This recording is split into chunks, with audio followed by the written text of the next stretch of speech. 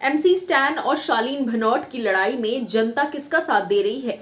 जब शिव और अर्चना के बीच बहस हुई थी, लड़ाई हुई थी, उस वक्त जनता ने किसका साथ दिया था? ज्यादातर लोग ये कह रहे थे कि अर्चना को घर से निकालना चाहिए, लेकिन लोग ये भी कह रहे थे कि अर्चना ही घर का एक मैसिव एंटरटेनिंग फैक्टर है। अच्छा एंटरटेनमेंट कहो, बुरा कहो, इरिटेटिंग कहो, जो मर्जी कहो, लेकिन कहीं ना कहीं उनके ना रहने से घर में कमी दिख रही थी।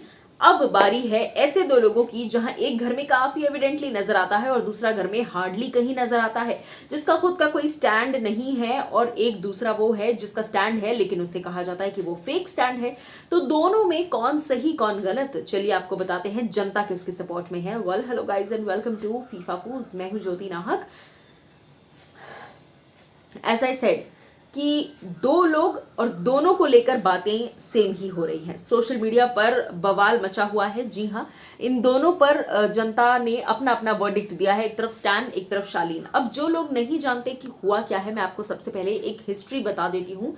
सबसे पहले तो देखिए, टीना के पैर में चोट लगी, टीना वहां खड़ी थी, शालीन वहां पर आए, एमसी स्टैन भी वहां पर आए, गौतम भी वहां खड़े थे। शालीन ने आकर टीना का पैर दबाने की कोशिश की क्योंकि चोट लगी है। टीना ने कहा कि मत दबाओ, हालांकि शालीन वहीं पर बैठे हुए थे, वो उनके पैर को पकड़े हुए थे।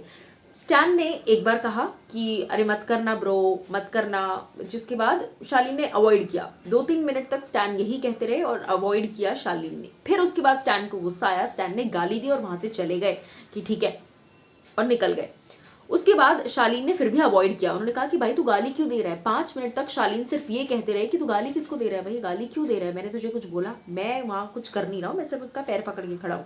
लेकिन शायद स्टैन ऑलरेडी भरे हुए थे, शालीन पर फटने के लिए रेडी थे, इसीलिए वो गुस्सा सारा एक साथ अक्यूमुलेट होकर बाहर निकला। अब गाली देना किसने शुरू किया? शालीन ने नहीं, बल्कि स्टैन ने शुरू किया। इसके बाद शालीन ने भी बहुत कुछ कहना शुरू किया, फिर स्टैन ने भी बहुत कुछ कहा। स्टैन ने ज्यादा गालियां दी, फिर शालीन ने भी गालियां का बम्बार्ड जो है गालियां करना शुरू कर दिया। और इस पूरी अफरा तफरी में क्या हुआ? इस पूरी अफरा तफरी में ये हुआ कि स्टैन भागते हुए आए ऐसे मारने को शालीन को, और शालीन ने आते ही उनको ऐसे पकड़ के उनका हाथ ऐसे कर दिया ताकि वो मार ना पाए, वरना I can bet on that कि वो मारते जरूर। इतने में शिव आए, उन्होंने स्टैन को छुड़ाने की कोशिश की और शालीन को ऐसे करके धक्का दिया। अब इसमें गलत कौन सही कौन?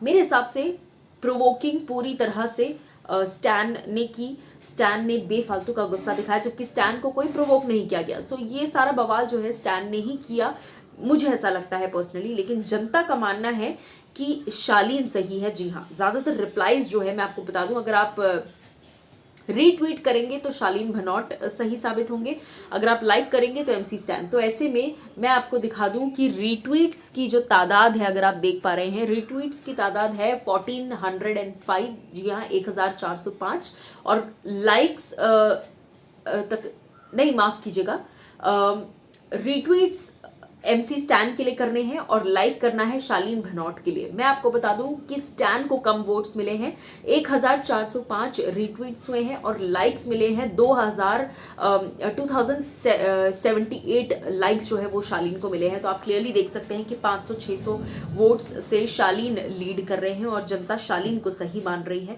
आपको इस पर क्या है कहना, बताइएगा जरूर।